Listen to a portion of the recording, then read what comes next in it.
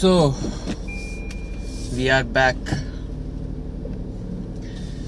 Let's talk about body fat percentage, bulking and cutting. So, मेरी recently मेरे एक दोस्त से बात हो रही थी एंड उसने मुझे बोला कि तुम्हारी बॉडी तो बहुत सही कंडीशन में आ गई है, बॉडी फैट परसेंटेज काफ़ी कम हो गया है, तो अब दोबारा बल्क कब कर रहे हो? दोबारा से बल्क करो और थोड़ा और साइज गेन करो। तो मैंने बोला कि पिछले 1.5 सालों से मैं एग्जैक्टली यही कर ही रहा हूँ।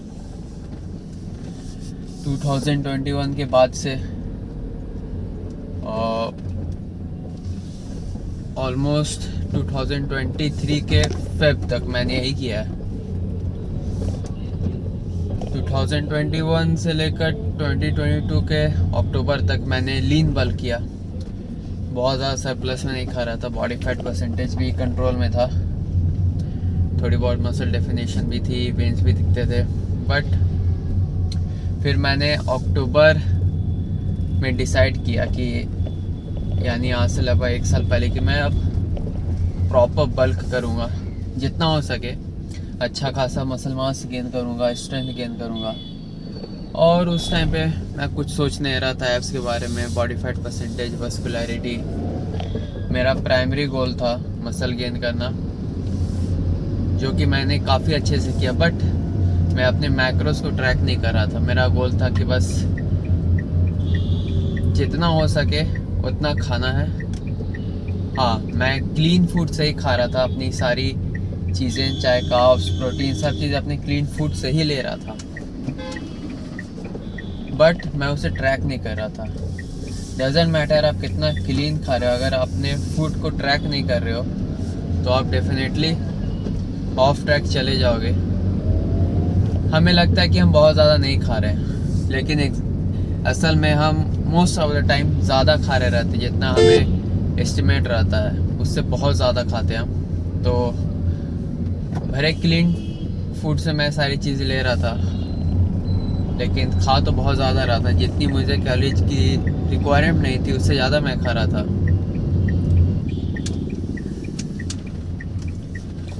तो उसका नतीजा हुआ मैंने काफ़ी बॉडी फैट पुट ऑन किया। और उस टाइम पे मैं उतने अपनी कैलोरीज को रिस्ट्रिक्ट भी नहीं करता था कि हाँ चलो ये नहीं खाना है, वो नहीं खाना है, इससे मेरी कैलोरीज बहुत ज़्यादा बढ़ जाएंगी, मैं बॉडी फैट पुट ऑन करेगा। जैसे मैंने बताया, मुझे कोई फ़र्क नहीं पड़ा था बॉडी फैट पुट ऑन करने से। एक सेकेंड।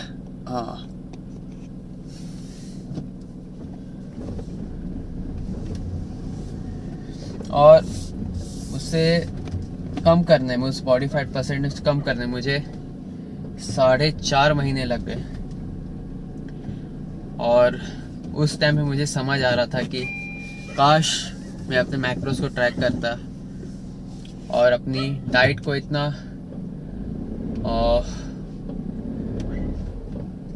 क्या बोलूँ, वो वर्ड क्या है, ख़राब नहीं करता। ख़राब इन द सेंस कि रेस्ट्रिक्ट करके चलता थोड़ा बहुत कि हाँ चलो ये नहीं खाना है, वो नहीं खाना है, तो शायद मेरा बॉडी फैट परसेंटेज उतना नहीं बढ़ता। और उस टाइम पे मैंने सोच लिया दोबारा इस तरीके का बल्क मैं कभी नहीं करने वाला।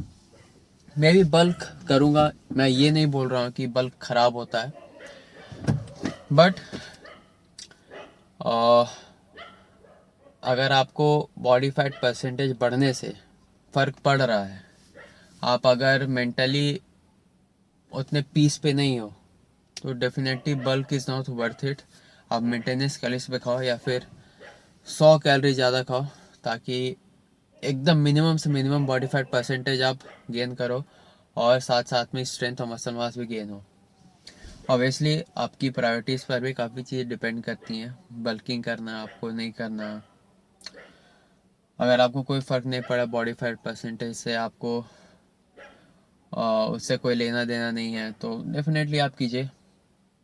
करेंटली तो मेरा ऐसा कोई गोल नहीं बल्किंग करने का, तो डेफिनेटली मैं मेंटेनेंस खरीद पे खाऊंगा। और मेरे साथ क्या इशू है कि थोड़ा बहुत बॉडी फैट परसेंटेज में पुट ऑन होता है, मेरे एब्डोमेन में ही होता है, मेरे लव हैंडल्स पे होता है, तो बॉडी की जो शेप है वो ख़राब हो जाती है तुरंत। उसे ख़राब होने में टाइम नहीं लगता। बहुत सारे लोगों के साथ होता है कि उनके फेस में फैट आता है, उनके बैक में आएगा, लेग्स में आएगा, मेरे सीधे लव हैंडल्स पे आता है, लोअर एब्डोमेन में आता है, तो वो बॉडी शेप ख़राब हो जाता है, जो कि फिर बाद में मुझे परेशान करता है बहुत ज़्यादा।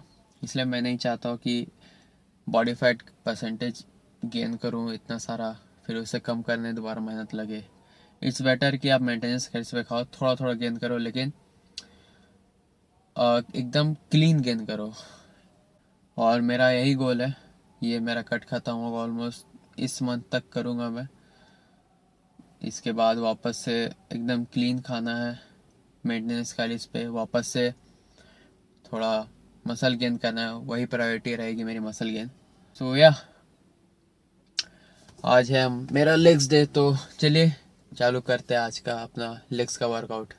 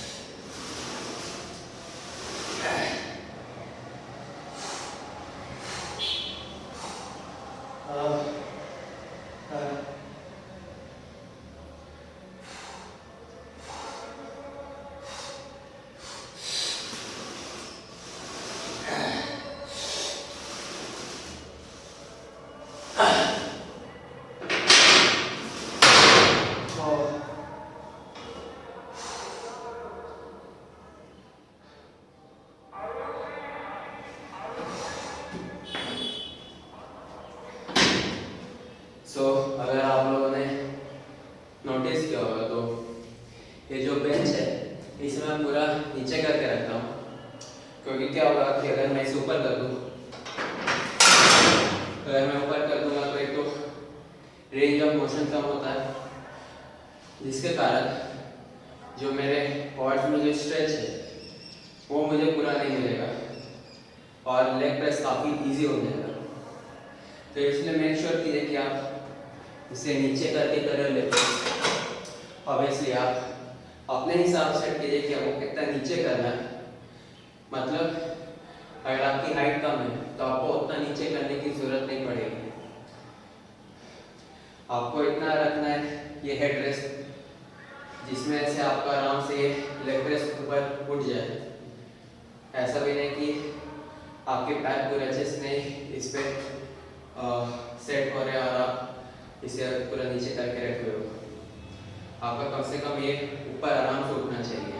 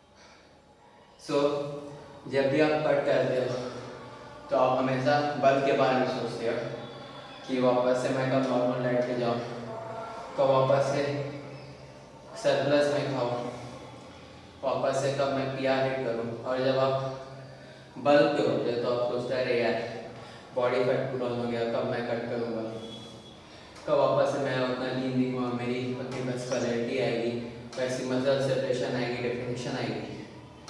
और आई थिंक ये बहुत कॉमन चीज़ है कि बल के टाइम कट के बारे में सोचना, कट के टाइम बल के बारे में सोचना।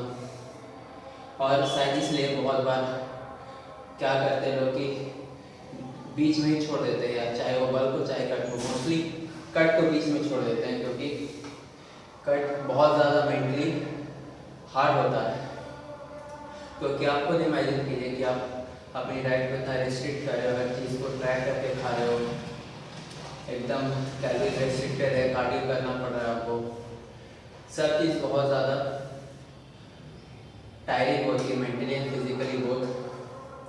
इसलिए बहुत सारे लोग कट बीच में छोड़ देते हैं, बहुत सारे लोग से कैलोरी डेफिसिट डाइट फॉलो ही नहीं हो पाती है।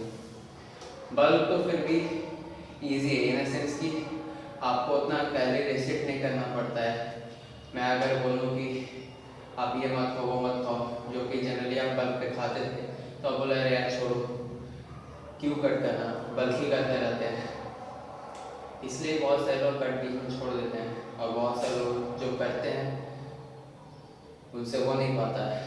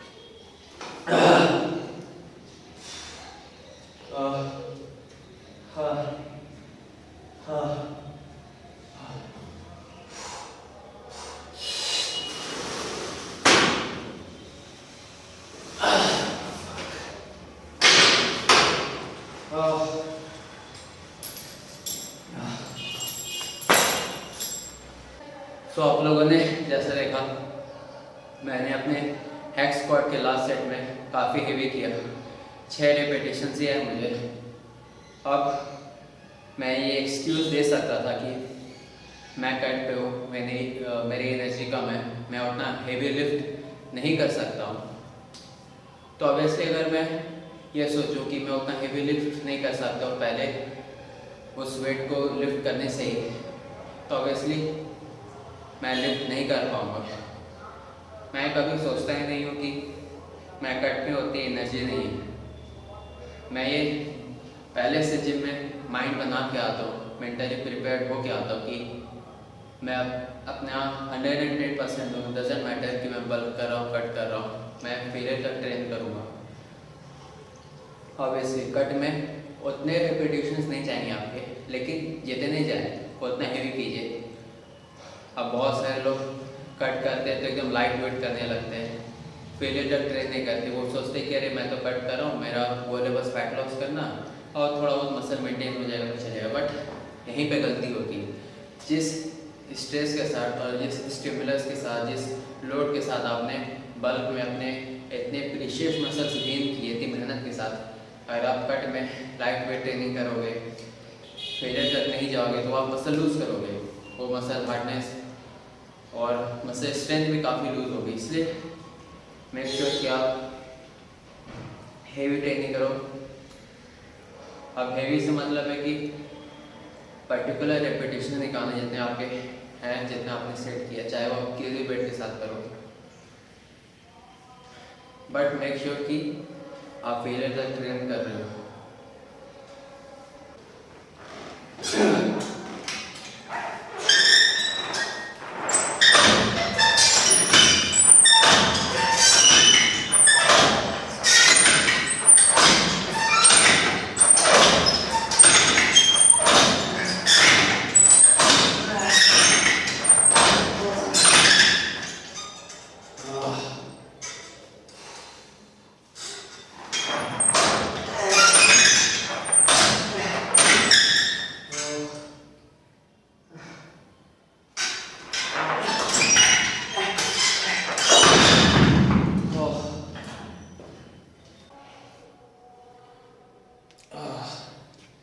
जब आपके लेग्स पंप कर जाते हैं ना तो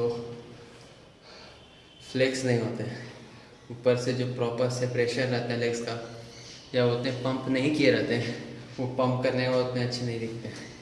ऊपर से मैं लेफ्ट लेग्स को उतने सही तरीके से फ्लेक्स भी नहीं कर पाता हूँ। राइट लेग मेरा ज़्यादा अच्छा फ्लेक्स होता है, मसल माइंड कनेक्शन इस लेग से ज़्यादा अच्छा है मेरा।